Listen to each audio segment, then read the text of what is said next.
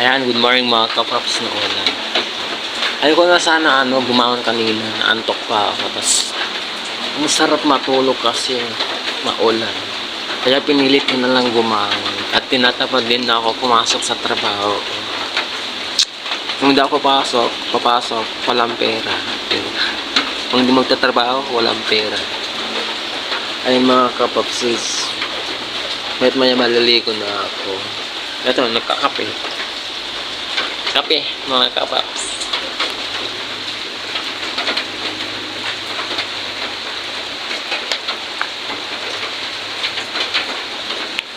Naulan na naman dito sa amin. Kada umaga, lagi na lang umuulan. Walang katapusan.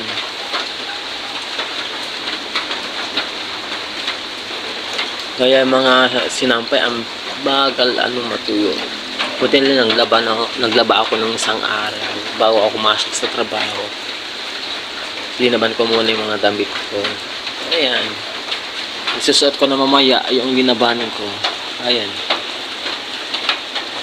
Oh. Ay, nako.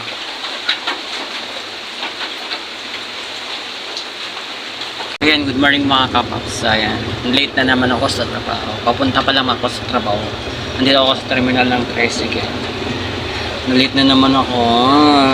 Miss you. Ayan mga kapaps, nandito na ako sa trabaho. Nalate ako. Sayan kanina mga kapaps, tinatamad ako maligo. Kasi naulan-ulan, sabi ko hindi ako magpapatalo sa ulan. Naligo ako, nagbabad ako 1 oras. Pag naliligo ako pag naliligo ako mga kapaps, 1 oras ako doon. Doon ako sa labas na naliligo. Ayaw ko sa banyo. Sikip. Ayun, nandito na ako sa trabaho ko. Nice. Diba? Oh. Ang dami na kaming yes. So mag-aantay kami ng gagawin ngayon. Wala pa yung mga items, hindi pa dumating. Kahapon kasi kakarating lang yung tapas, tapos pinatanim namin sa mga mananakit.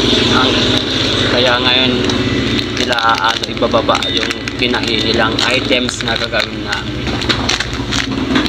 Kaya sinatay.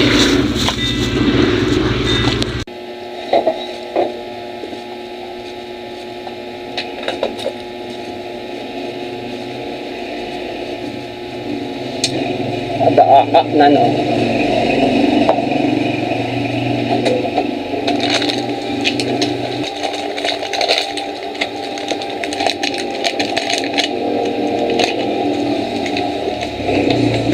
Ikaw na ba lang bilhin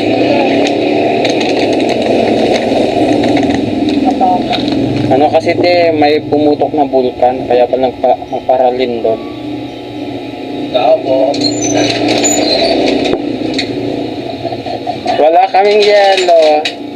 Bili ka na lang sa kabila. Sarap ang Hungarian mo. Ha? Sana hindi na pumasok tuloy siya. Chat ko ba? Kaya daw pumasok ko, sabi ko. Ang galing ng kawain na to. Yung sa walis dati na yung itik. Yung sinira mo.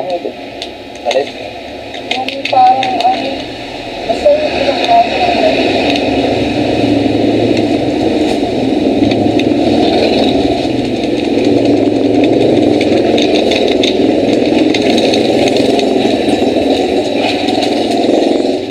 Bitin na natin yung tiya. Napitak ko na nga. Nagsiya natin ng gulong tayo. Huwag, grabe naman. Para magamit natin. Sa box. Ha? Ubitin mo na.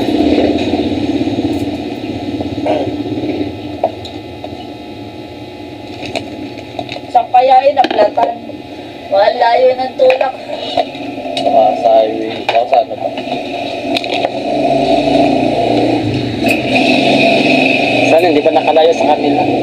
Nakalayo na yun. Na nag-chat mag-aalas 8.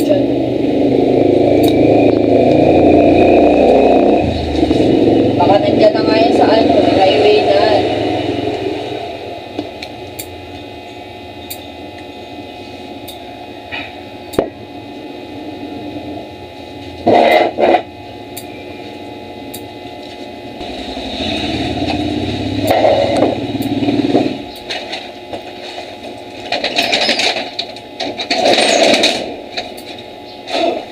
Para di daw mawala yung kayo natin.